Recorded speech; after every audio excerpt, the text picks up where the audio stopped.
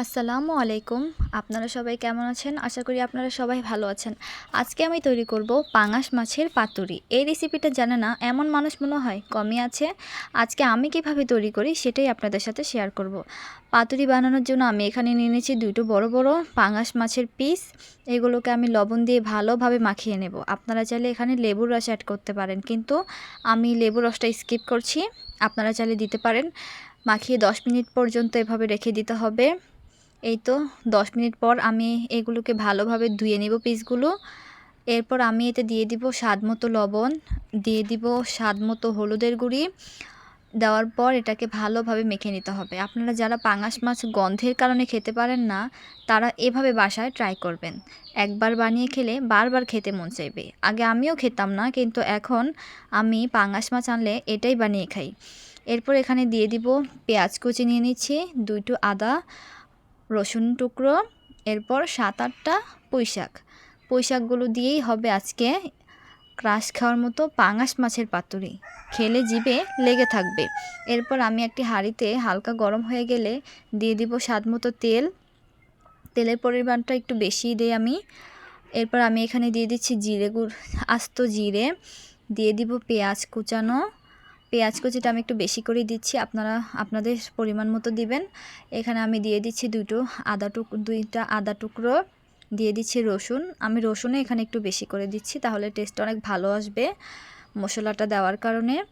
এই তো এগুলোকে এখন আমি ভালোভাবে নেড়ে নিব। একদম পোড়া পোড়া করবেন না, কালারটা একটু চেঞ্জ হয়ে আসলে তখন উঠিয়ে নেবেন, তাহলে টেস্ট অনেক ভালো হবে। এরপর আমি এটাকে উঠিয়ে শিলপাটায় নিয়ে নিব বাটার জন্য।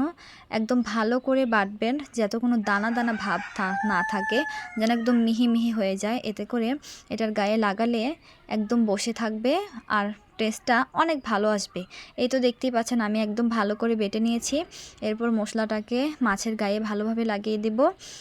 আপনারা চাইলে মশলাটাকে মাছের গায়ে লাগিয়ে 10 মিনিটের জন্য রেখে দিতে পারেন, কিন্তু আমি রাখবো না, তার জন্য আমি বানিয়ে ফেলছি। আপনারা চাইলে রেখে দিতে পারেন, এতে করে অনেক ভালো একটা ফ্লেভার আসবে।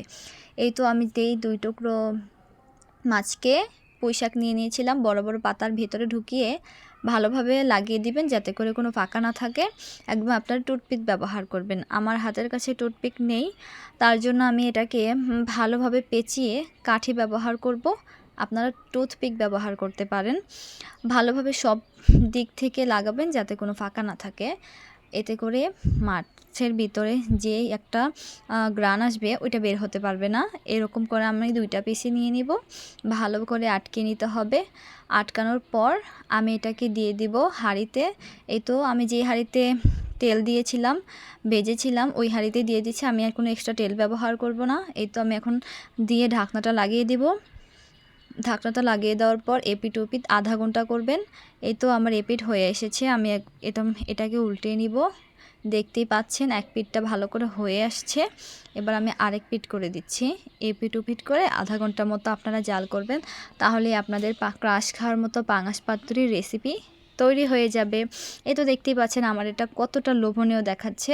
একদম মাছের গা থেকে তেলগুলো ভেসে ভেসে উঠছে, মাশাআল্লাহ। দেখতেই পাচ্ছেন আমার পাঙাশ পাতুরিটা কতটা মজা হয়েছে। আপনারা যারা আমার চ্যানেলে নতুন, তারা চ্যানেলটাকে সাবস্ক্রাইব করে দিবেন, পাশে থাকা